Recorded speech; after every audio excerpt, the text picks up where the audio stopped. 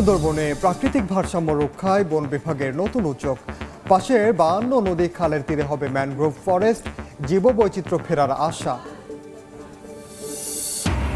পশুর চ্যানেলে নিয়মিত ড্রেজিং যোগ হয়েছে নানা সুবিধা, ব্যবহার বাড়ছে মোংলা বন্দরের, ফিরছে নতুন জাহাজ, বাড়ছে রাজস্ব আদায়।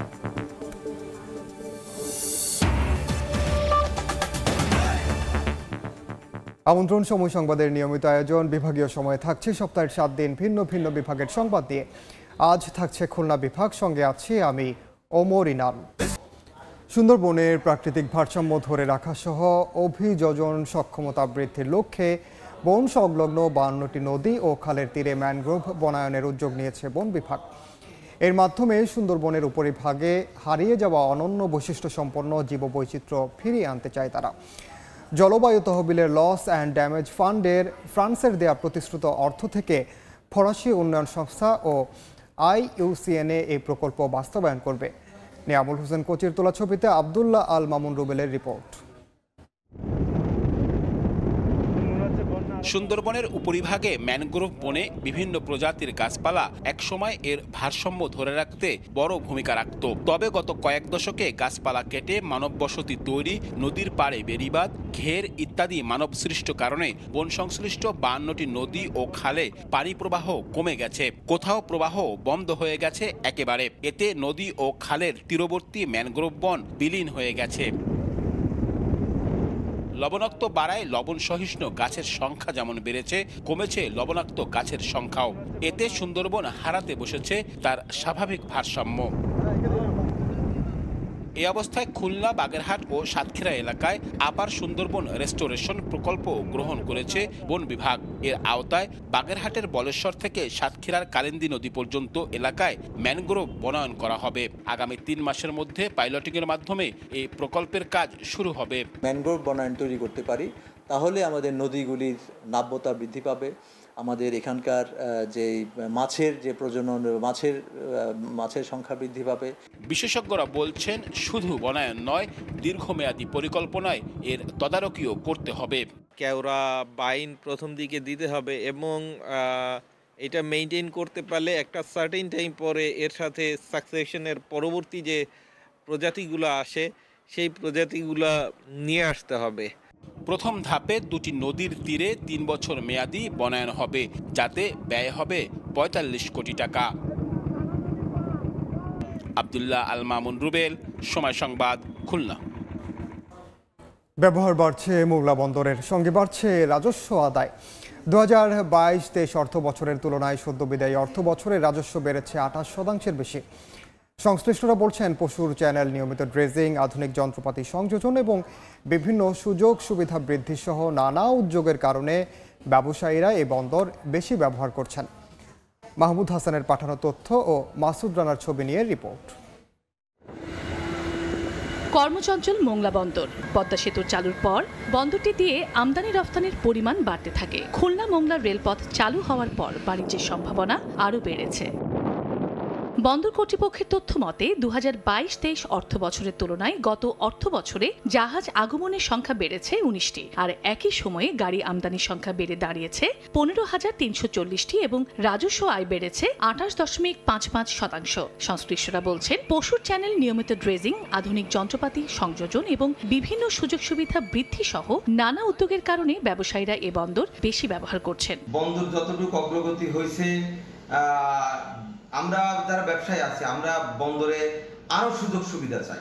লিকেজগুলোরে ফাইন্ড আউট করে মংলা বন্দরের সক্ষমতাটা পরিপূর্ণভাবে মংলা বন্দর যেন কাজে লাগাইতে পারে, আমি সেই দিকে দৃষ্টিপাত করতে বলি মংলা বন্দর কর্তৃপক্ষকে। বন্দরকে আরো আধুনিক ও বাণিজ্য বান্ধব করতে বিভিন্ন পদক্ষেপ নেওয়ার কথা জানিয়েছে কর্তৃপক্ষ। ব্যবসায়ীদের টুকটাক যে সমস্যা আছে, এটা আমাদের কাছে আসলে আমরা মোটামুটি আইনের ভিতর থেকে এটা সমাধান করে দিতে পারবো। বন্দর কর্তৃপক্ষের তথ্য মতে 2023-24 অর্থ বছরে মোংলা বন্দরে 31,044 TEUs কন্টেইনার হ্যান্ডলিং করা হয়েছে। সময় সংবাদ, মোংলা। বিভাগীয় সময়ের এ পর্যায়ে জানাবো ঢাকার খবর। রাজধানীর ধানমন্ডিতে আওয়ামী লীগ সভাপতির রাজনৈতিক কার্যালয়ে কথা বলছেন দলের সাধারণ সম্পাদক ওবায়দুল কাদের। সরাসরি যাচ্ছে সেখানে। পদ্ধতি বাতিল সবচেয়ে ক্ষতিগ্রস্ত হয়েছে দেশের ক্ষুদ্র নিগোষ্ঠী প্রার্থীরা পাবলিক সার্ভিস কমিশনের কোনো বিসিএস পরীক্ষা ক্ষুদ্র নিগোষ্ঠী একজন প্রার্থীও নিয়োগ লাগবে সুযোগ পায়নি। তাই বৈচিত্র্যময় সমতাভিত্তিক রাষ্ট্র ব্যবস্থা অর্জনে কোটার গুরুত্ব রয়েছে। রাষ্ট্র সর্বজনীন পবিত্র সংবিধানের আলোকেই পরিচালিত। রাষ্ট্রকে সকলে অধিকার সংরক্ষণ করতে হবে। কোটা মানে বৈষম্য, বরং বৈষম্য নিরসনের জন্য কোটা প্রয়োজন হয়ে দাঁড়ায়। কোনো সর্বোচ্চ আদালতের পূর্ণাঙ্গ রায় আসার পরে সরকার সকল জনগোষ্ঠীর অধিকার সংরক্ষণের বিষয়ে সিদ্ধান্ত নেবে। বাংলাদেশের উন্নয়ন অগ্রগতির লক্ষ্যে তারুণ্যের শক্তির উপর নির্ভর করে 2008 সালে নির্বাচনের পূর্বে দিন বদলের সনদ শিরোনামে ডিজিটাল বাংলাদেশ প্রতিশ্রুতি সম্বলিত ইশতেহার ছিল। সরাসরি যুক্ত ছিলাম ধানমন্ডিতে। ওবায়দুল কাদেরের বক্তব্য সরাসরি দেখতে ভিজিট করুন সময় টিভির ফেসবুক পেজে। প্রায় 3 যুগ ধরে সংস্কার হয় না যশোর শহরের প্রধান 3টি সড়কের। পৌরসভার MM কলেজ সড়ক, গুরুদাস বাবু লেন এবং নীলগঞ্জ তাঁতিপাড়া সড়ক খানাখন্দে ভরে গেছে। ড্রেনেজ ব্যবস্থা না থাকায় সামান্য বৃষ্টিতে জলাবদ্ধতার সৃষ্টি হচ্ছে। এলাকাবাসী জানান, সবশেষ এসব সড়কের সংস্কার হয় 1990 সালে। বছরের পর বছর বাসিন্দারা দুর্ভোগ পোহালেও পৌর কর্তৃপক্ষের কোনো পদক্ষেপ না থাকায় ক্ষুব্ধ পৌরবাসী। আর কর্তৃপক্ষের দাবি, নতুন প্রকল্পের অনুমোদন পেলে সংস্কার কাজ করা সম্ভব।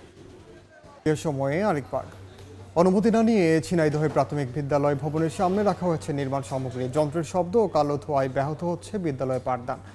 ঠিকাদারকে একাধিকবার সরে যাওয়ার কথা বললেও নানা টালবাহানা করছে বলে জানায় বিদ্যালয় কর্তৃপক্ষ।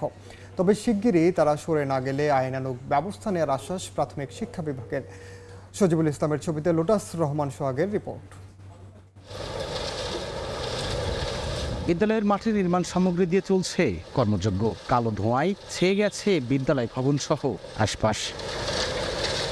ঝিনাইদহ সদর উপজেলার খরাশুনি প্রাথমিক বিদ্যালয়ের মাঠে এভাবেই অনুমতি না নিয়ে কাজ করছে মেসার্স শহীদুল এন্টারপ্রাইজ নামের এক ঠিকাদারি প্রতিষ্ঠান। বিদ্যালয়টি থেকে প্রায় 5 কিলোমিটার দূরে কালীগঞ্জ উপজেলার তুলকুপ এলাকায় সড়ক সংস্কারের কাজ করছে প্রতিষ্ঠানটি। অথচ গত 1.5 মাস ধরে এ মাঠে বসানো হয়েছে পাথর বালু মিশ্রণ প্লান্ট ও বিটুমিন গলমের চুলা। এসব চুলায় পোড়ানো হচ্ছে পুরাতন টায়ার। প্লান্টের শব্দ কালো ধোঁয়ায় ব্যাহত হচ্ছে বিদ্যালয়ের পাঠদান।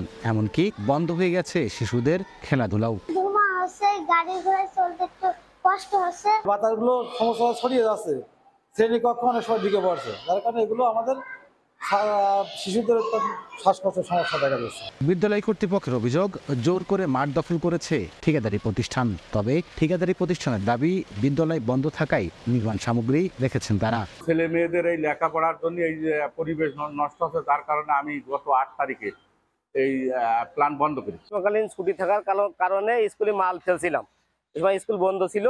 আর বৃষ্টির কারণে আমাদের কাজটা ধরতে ডিপার্টমেন্ট দেরি করেছে। এই সময়ের ভিতরে যদি এই মালামালগুলো সরাই না নেয়, তাহলে আমাদের শিক্ষার্থীদের স্বার্থের বিবেচনায় আমরা আইনগত ব্যবস্থা নেব। খরাশুনি সরকারি প্রাথমিক বিদ্যালয়ের শিক্ষার্থীর সংখ্যা 185 জন। লোটাস রহমান সোহাগ, সময় সংবাদ, ঝিনাইদহ।